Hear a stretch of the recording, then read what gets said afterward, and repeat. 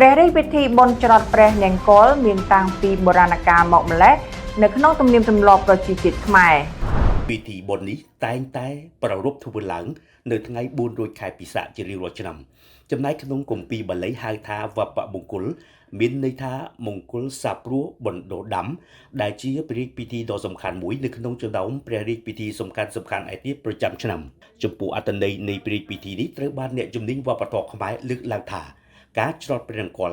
ជាមង្គលចម្រើននៃការសាព្រោះបណ្ដោដាំនាវស្សានរដូវឬរដូវធ្លាក់ភ្លៀងរបស់ប្រជាកសិករដែលមានព្រះមហាក្សត្រជានិមិត្តរូបព្រះអង្គយកព្រះទ័យទុកដាក់ដល់ការបង្កបង្កើនផលដំណាំក្នុងរដូវដាំដុះផលស្រូវនិងដំណាំរួមផ្សំរបស់កសិករជាប្រជានុរាស្ត្រព្រះមហាក្សត្រតែងបួងសួងសុំទឹកភ្លៀងសុំសេចក្តីសុខសន្តិភាពកុំឲ្យកើតមានរោគឬក៏សត្វចង្រៃយាយីរាតត្បាតភោគផលស្រូវដំណាំប្រជាកសិករនៅក្នុងឆ្នាំថ្មីនិងបង្ហាញអំពីព្រហ្មវិហារធម៌ក៏ដូចជាទូសពិតរាជធម៌ទៅដល់ប្រជានុរាស្ត្រនៅទូទាំងព្រះនគរ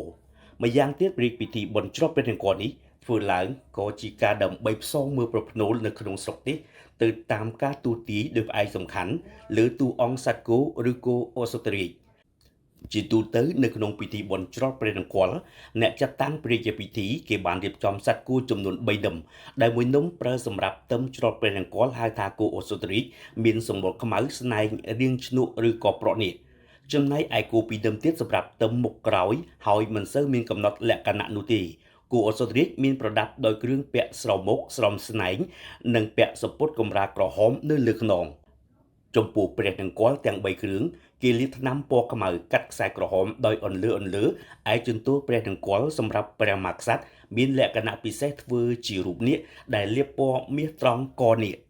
ពេលច្រត់ព្រះនង្គ័លរួចព្រាហ្មណ៍ព្រះរាជគ្រូបានសូត្រពាក្យអធិដ្ឋានផ្សងគោឱសថរាជហើយពេលព្រាហ្មណ៍ព្រះរាជគ្រូសូត្រចប់ក៏បានយកទឹកមន្តប្រោះលើក្បាលគោឱសថរាជទាំងពីរបន្ទាប់មកមន្ត្រីម្នាក់បានដោះគោចេញពីនឹមនិងដឹកចេញឲ្យផឹកនិងស៊ីអាហារ7យ៉ាងដែលរៀបចំដាក់នៅលើតុប្រាក់ធំៗតាំងនៅមុខព្រះពន្លាជ័យមានដូចជាគ្រាប់សណ្ដែក1តុគ្រាប់ពោត1តុគ្រាប់ស្រូវ1តុគ្រាប់ល្ង1តុស្មៅស្រស់1តុទឹក1តុនិងស្រា1តុ